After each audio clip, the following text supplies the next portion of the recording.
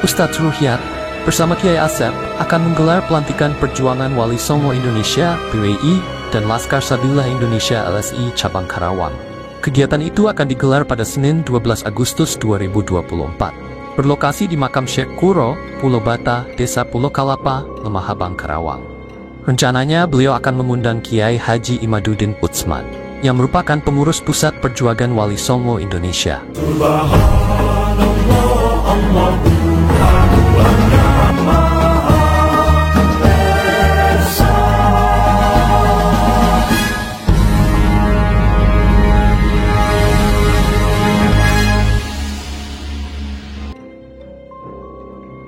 Sejak dipublikasikannya acara pelantikan Perjuangan Wali Songo Indonesia dan Laskar Sabilillah Indonesia tersebut, sejumlah ormas mendatangi Polres Karawang dan kantor Majelis Ulama Indonesia untuk menggagalkan acara tersebut dan meminta agar MUI dan Polres tidak memberikan izin pelaksanaan pelantikan PWI itu. Secara bersamaan, Ruhyat yang seorang pengurus Nahdlatul Ulama dan sejumlah kiai lainnya beberapa kali menerima pesan bernada ancaman dan teror melalui aplikasi WhatsApp dari nomor yang tidak dikenal karena mengundang Kiai Imaduddin di acara tersebut. Nomor-nomor tersebut secara sistematis berganti-ganti dan nomor Ustadz Ruhyat disebarkan ke banyak orang dengan tujuan untuk meneror. Ternyata, bukan hanya Ustadz Ruhyat saja yang diteror, teman-teman lainnya juga mengalami hal yang sama.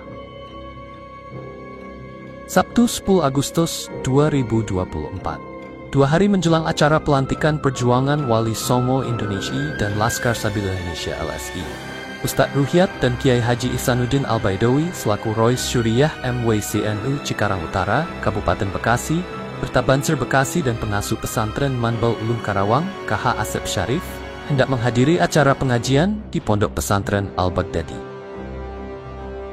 Tapi dalam perjalanan, rombongan tersebut berhenti sejenak di pesantren Manbaul Ulum, Rengas Dengklok, jaraknya hanya sekitar 1 km dari lokasi pengajian. Setelah itu, rombongan melanjutkan perjalanan ke pesantren Al-Baghdadi.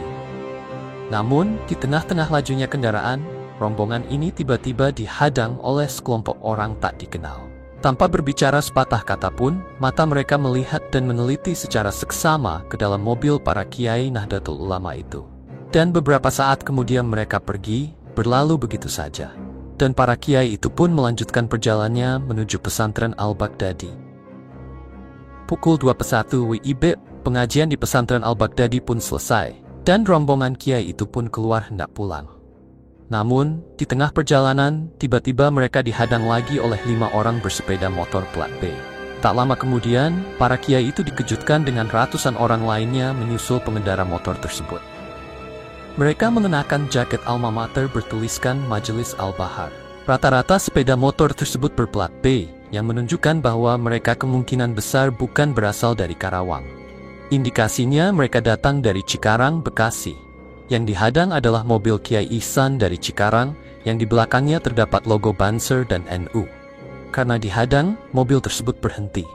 Massa mulai mendekat ke mobil dan menanyakan Kiai Haji Imaduddin Bantan. Mereka berpikir bahwa dalam rombongan tersebut ada Kiai Imaduddin Al-Bantani. Mereka beranggapan bahwa Kiai Imad ada dalam mobil rombongan. Melihat massa kian banyak, Kiai Asep dan Kiai Ihsan berniat keluar dari mobil untuk menemui massa yang sedang berdiri dengan wajah amarah itu. Namun Mauluddin seorang Banser dan Arsanu, santri Kiai Asep, yang turut serta dalam rombongan melarang Kiai Asep dan Kiai Ihsan. Mauluddin dan Arsanu berdiri tegap depan mobil dan siap dengan segala kemungkinan terjadi. Sekejap kemudian massa berpakaian putih itu serentak maju dan menyerang Mauluddin dan Arsanu.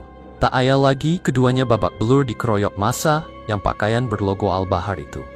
Kiai Asep dan Kiai Ihsan buru-buru membuka pintu mobil dan keluar hendak melindungi Banser dan santri setia itu. Namun massa langsung kabur sambil mengancam.